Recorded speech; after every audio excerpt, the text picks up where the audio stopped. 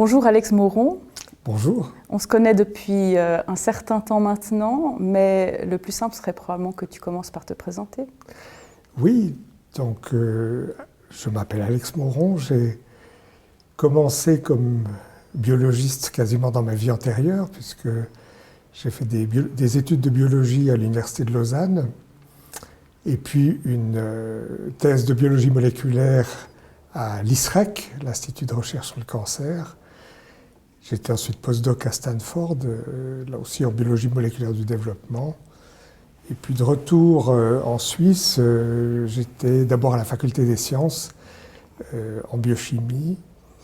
Et puis, à la longue, mon intérêt clandestin pour la philosophie a pris le dessus. Et voilà, je me suis consacré à la bioéthique et j'ai fini par être en fait le premier professeur de bioéthique dans une faculté suisse. Alors c'est clair que quand on est pionnier d'une discipline naissante comme ça, on a toujours un parcours un petit peu inhabituel, il ne saurait pas en être autrement. Est-ce que tu peux nous dire un petit peu plus sur tes premières recherches? Oui, donc avec ma casquette de biologiste, mes intérêts c'était la biologie moléculaire de la différenciation cellulaire, entre autres au début du développement.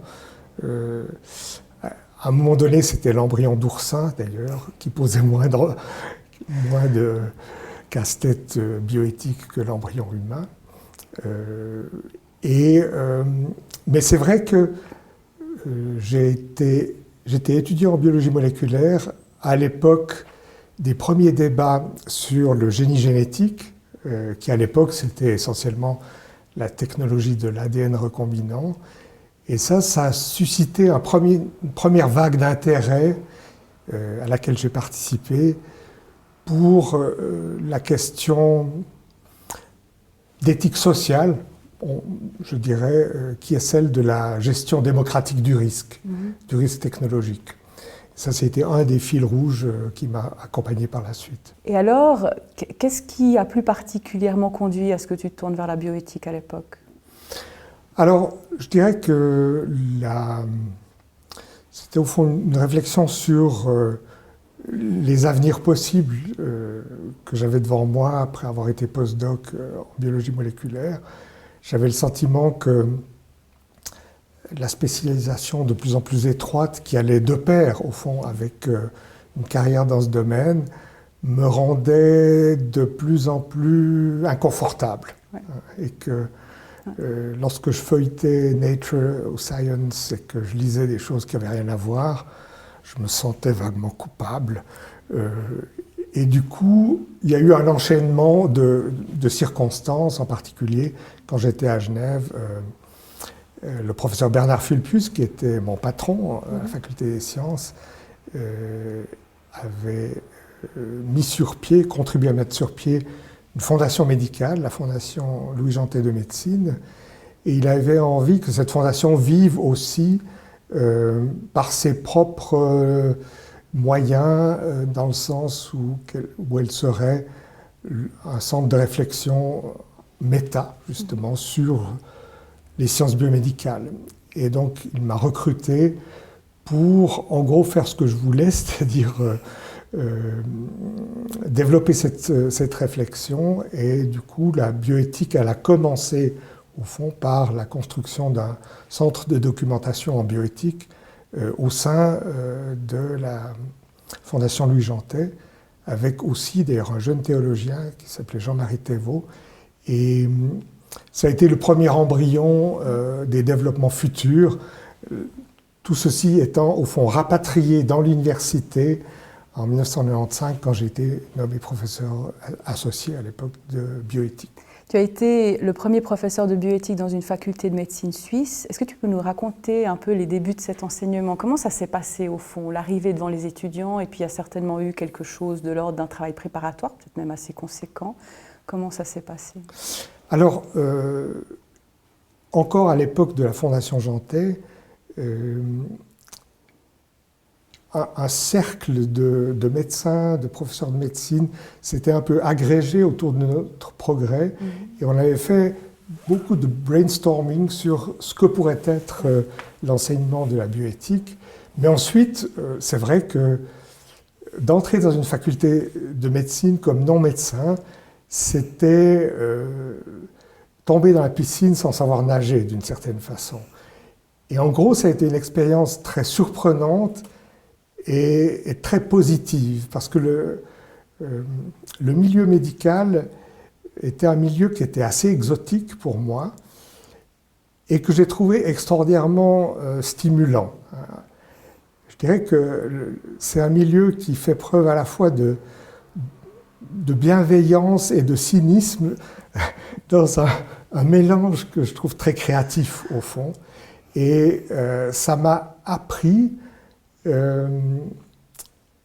fait que la bioéthique, ça n'est pas simplement le séminaire de philosophie où on discute et puis à la fin on dit tout ça était très intéressant, on va refaire un séminaire dans 6 mois. Ça m'a appris la bioéthique avec l'œil sur le temps. Et ça, pour moi, c'est une composante vraiment indispensable de la bioéthique aujourd'hui. D'être capable de faire de la bioéthique en temps réel. Tu as aussi vu un certain nombre de chantiers évoluer au sein de la bioéthique, des chantiers s'ouvrir, peut-être aussi d'autres se fermer. Est-ce que tu as l'impression qu'il y en a qui ne sont pas ouverts et qui devraient l'être, ou peut-être des chantiers qui sont encore ouverts alors que peut-être on ferait mieux de passer moins de temps à ça? Qu'est-ce que tu peux nous en dire? Alors, je crois que derrière le mot bioéthique, c'est vrai qu'au départ, il y avait des conceptions complètement divergentes de ce que ça devait être. En Europe, et surtout dans l'Europe latine, on a parfois l'impression que dans les années 80, 90, bioéthique égale génétique plus embryon, en gros, ou procréation médicalement assistée. Outre-Atlantique, c'était complètement différent. La bioéthique est née à partir d'une réflexion sur la recherche médicale et elle a trouvé très vite le lien avec l'éthique médicale en général. Et ce lien n'a jamais été brisé. Et pour moi, ça, c'est très important. La bioéthique, encore une fois, dans l'idée de ne pas faire de la bioéthique hors sol, il faut que la bioéthique s'intéresse de plein pied à l'éthique médicale dans toutes ses dimensions, y compris dans ses dimensions pratiques, et pas uniquement aux technologies exotiques. Et je pense que si on arrive à garder cette ouverture, ça c'est important. Et puis alors, tu parlais de sujets nouveaux. Je pense que initialement, les enjeux d'éthique sociale liés à la santé n'étaient pas vraiment sur le radar. Ils y sont venus quand même assez vite, à partir des années 90, et désormais, c'est très important qu'ils y restent, parce que du coup, ça permet de rejoindre la bioéthique, de faire rejoindre la bioéthique à des disciplines en plein développement comme l'épidémiologie sociale, l'étude des déterminants sociaux de la santé, où là, il y a des secteurs de convergence évidents. Ouais.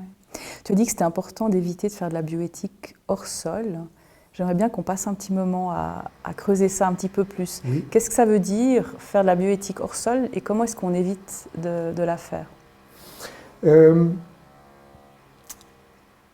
Pour moi, ce que j'appelle la bioéthique hors sol, c'est un peu comme le dessin d'académie. Il y a un problème bioéthique, on le pose là, on lui demande de prendre la pose, de rester bien tranquille, immobile, et puis on dessine. Et puis la séance de pose peut durer éternellement. On part de l'idée que l'objet de la discussion est immobile. Reste le même, Et c'est une erreur fondamentale. Prenons un sujet d'actualité, le diagnostic préimplantatoire, sur lequel on discute depuis 25 ans en Suisse.